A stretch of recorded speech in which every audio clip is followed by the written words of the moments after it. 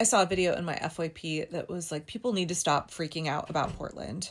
She was saying that the way people talk about Portland is like absolutely bonkers. It's like they think it's a war zone here, which is true since 2020 and what happened with the BLM protests. I have friends and family who live in red states who still 5 years later will be like, Aren't you afraid to go downtown? Is it as bad as they say on Fox News? Now, I've been in Oregon for more than 20 years, but before living here, we were in St. Louis. I've lived in downtown Cincinnati. I've traveled a lot. There's no part of Portland that I would be scared to be in alone. I'm sorry, but like nothing in this city is scary. This city does not have a rough neighborhood compared to basically any other major city. Portland is a very, very safe, almost like naively safe place to live. Do we have lots of problems? Yes. Are there parts of town like Chinatown, Old Town, where there's like really obvious overt, public usage? Yes. Do we have such a large unhoused population, many of which who come from rural Oregon and Washington to try to get help in the city, that we are seeing folks doing very private things in very public places because they are unhoused? Yes. But Portland is like not a war zone, y'all. Portland is just a major metropolitan area. It's a city in the United States and it has all of the same problems that other cities do. But actually, we have a pretty low crime rate compared to other large cities, especially when it comes to violent crime. Right, when people say that Portland is a hellscape, a wasteland, what they really mean is that they bought into Fox News propaganda from the 2020 BLM protests. What they really mean is that they don't like having to see homeless people. The homeless people that exist in other cities, they're just not as visible as they are here, where we have a mild climate. And so you have people camping for much more of the year, where in other communities, they would be fleeing in the heat of summer, or they would be in indoor shelters, or again, fleeing in the cold of winter. And to be clear, our homeless population are largely people who come to Oregon to seek services. They come to the Portland metro area to seek services from rural Oregon, from rural Washington, from places around the country. Several times I've had conversations with homeless folks in my neighborhood, and most of them are not from Oregon.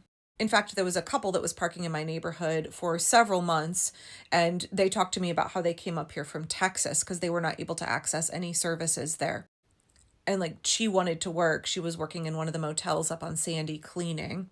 And he was looking for work and they were trying to get enrolled in Medicaid in Oregon. But they hadn't really anticipated the high cost of living here. And they were like, there's no way that we can save up for first and last month's rent. There's no way we're going to be able to afford housing here.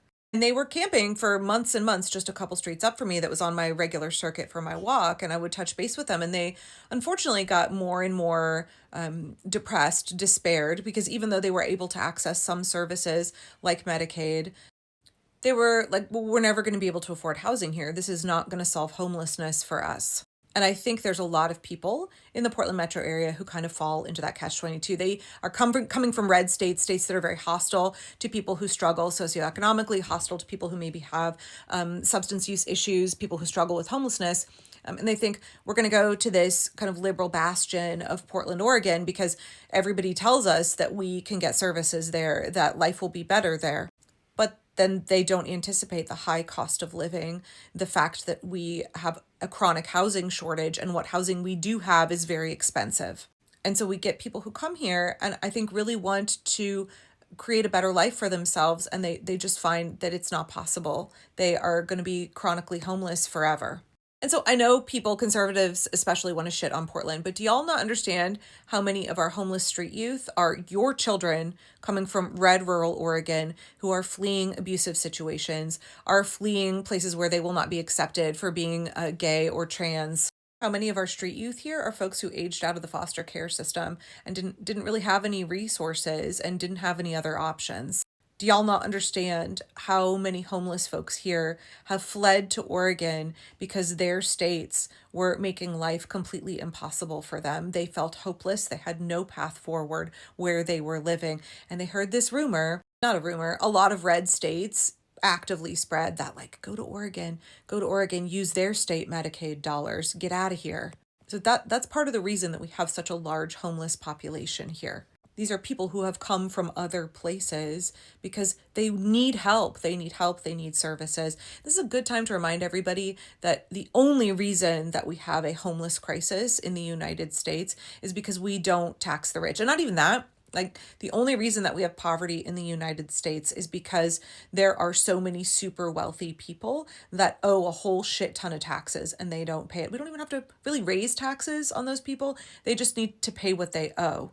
There's no reason we as American citizens couldn't have healthcare for all, that we couldn't have universal basic income, that we couldn't provide housing to everybody who needs it. There's no reason that we could not have things like rent control, renters' rights.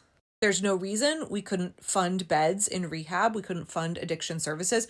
We couldn't help give people the therapy that they need to work through their trauma, which has made them susceptible to addiction in the first place. We live in the wealthiest country on earth, and we could fund all of that shit if we just taxed the super rich who are making themselves incredibly wealthy by already exploiting all of us. Like, what kind of America do y'all want to have? What kind of America do you dream of? I will consistently say we don't have to live in a country where Donald Trump writes our future, where the Christo-fascists write our future. We, the American people, we can decide what kind of future we want. What do we want? Who are our government services supposed to take care of?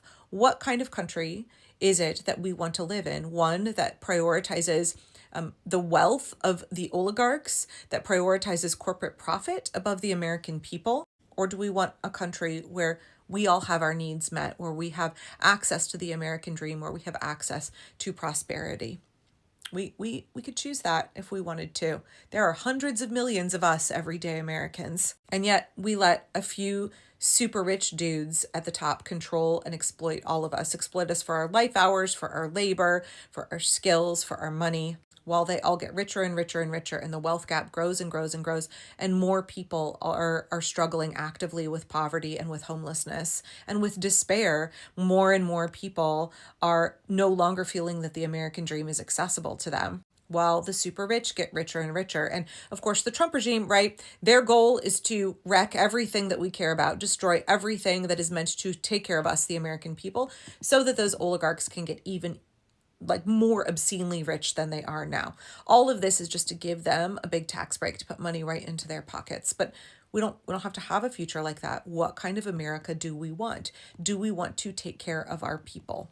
Do we want an America of, by, and for the people? Because pretty sure if we get our shit together and we organize, we can have that. We absolutely can afford it. We can afford it in the wealthiest nation on earth. There's no reason for any of us to be struggling like this.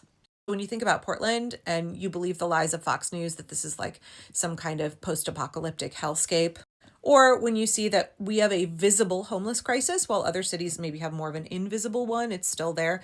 When you see the folks who are having no choice but to live their private lives in view of the public on the sidewalk or in the parking strip or, on the side of the exit ramp. Please be aware that all of that is happening because of the exploitation of the super rich. Those people don't have to live that way. And if you are uncomfortable witnessing it, just know that it could all be solved right now if the rich paid their fair share. That's all it would take. We could provide services to help all of those people. And then you wouldn't have to make those comments that Portland is a shithole and you're tired of seeing homeless people in tents and, shopping carts and trash. The reason you're having to see that and be made uncomfortable by having to witness poverty and struggle, the reason people are having to live that reality is because of the super rich. It's because we live in a system right now that is set up to benefit corporations, to benefit the extremely wealthy, and to fuck the rest of us. You are far closer to being that homeless person you are looking down your nose at who's camping on the side of the road than you ever will be to being a billionaire. Your average working class person is one crisis away from homelessness. And if you happen to be upper middle class, then you might be two significant crises away from homelessness. You're never going to be a billionaire. Do not be fooled into thinking that you are a temporarily embarrassed billionaire. Do not be fooled into thinking those folks care about you. They don't even see you as human. Elon Musk calls us all the parasite class. Anyway, I fucking love my city. I love Portland. I'm never leaving. And I really appreciate that the things that we all should be grappling with as a society, they're right in front of you here. We have no choice but to wrestle with these issues and dream of a better future and work for it.